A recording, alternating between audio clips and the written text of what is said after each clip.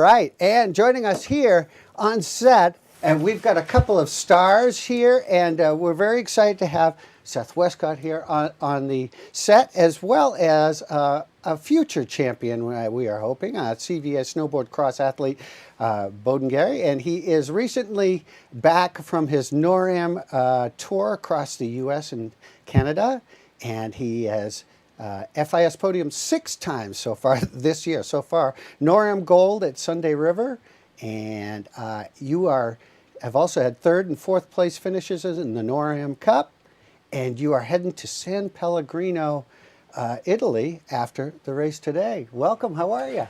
I'm good.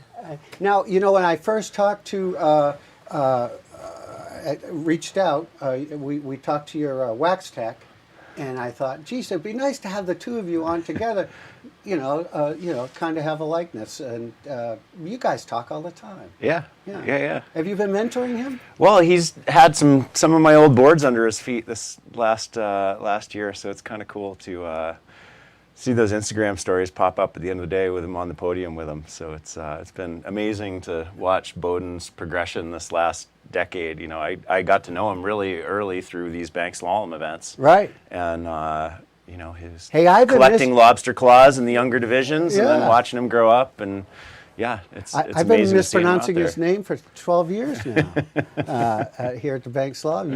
You've been in most all of them, haven't you? Yeah, I've only missed the last couple because of nationals. Right. It didn't line up well.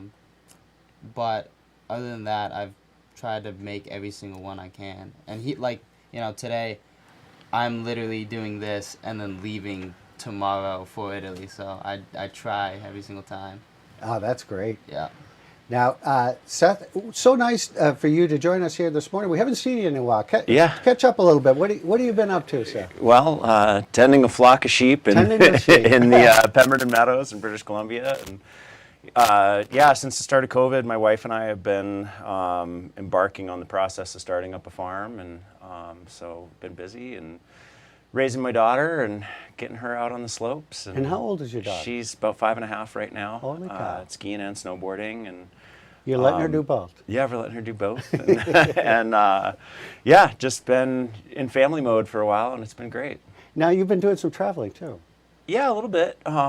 Much less than my old days of I think Boden's kind of starting to get that sense of jetting around the world a little bit. Yeah. Doing an event, hopping on the plane the next day, and taking off for a different continent. But that's got to be quite a.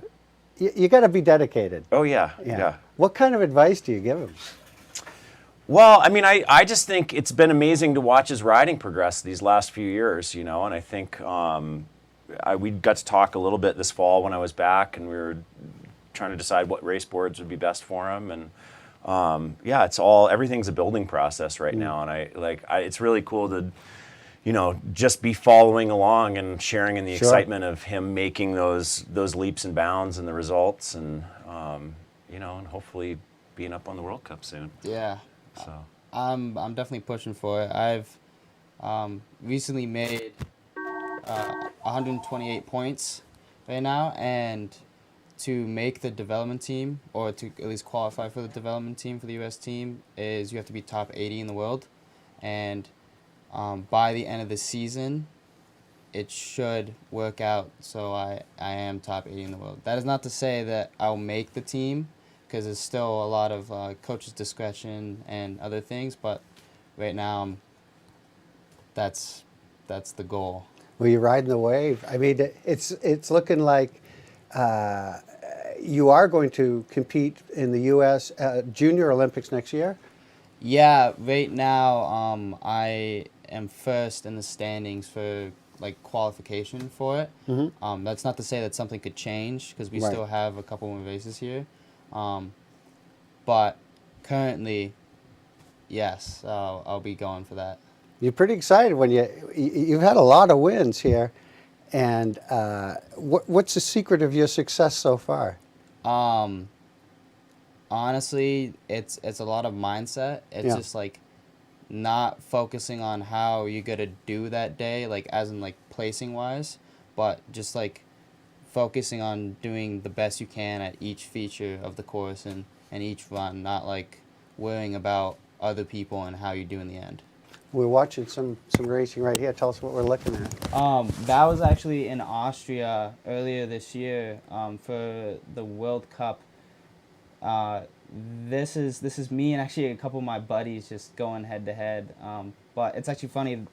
All of my friends are in this video are like world top 6 for the NORAM. So it's this could be like my friend Cam kind of went around the jump there. He was feeling a little bit scared of it. And then this is actually the most fun start I've ever done. That was a start out in same place, Austria, but we raced a Europa Cup on that this year, which is technically the same as a NORAM, but is really like a step up from a NORAM.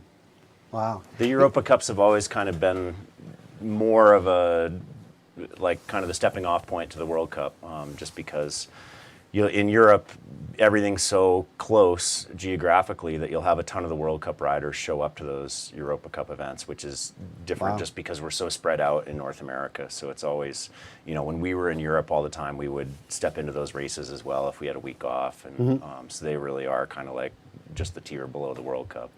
And I know that you have mentioned before that in Europe, skiing and riding is much bigger, and you're much more recognized in Europe than you are around here. Is that true? Yeah, I mean, for us, all of our races would be live on TV there. It would be as if, our stuff here, we would always have like X Games on TV as a live event, but other than that, that was kind of the only thing. Whereas there, it would be like being on ESPN every week. Wow. The equivalent, it's on Eurosport over there. But it's it's a all of the Alpine winter events over there are much more followed nationally and much more in the press.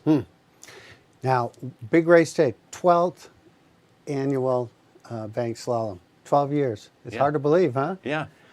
And I called it the almost annual because of the well, one last year of COVID, but yeah, no, it's amazing to we were the first one to do this on the East Coast, and it's been cool to see the momentum through the years and see so many others pop up in New England. We had a lot of people that came to some of the early years of this that have started events in Vermont and stuff, and so yeah. Right. Is it Baker Mountain? Well, Mount Baker's the original one that started in the early '80s out in Washington State, and we've all kind of modeled our events off of that original formula. But yeah, it's been amazing that we're this many years into it and keeping a grassroots snowboarding event going at Sugarloaf. And we're going to talk more about that. We'll take a quick break. We're going to come back with more, and stick with us.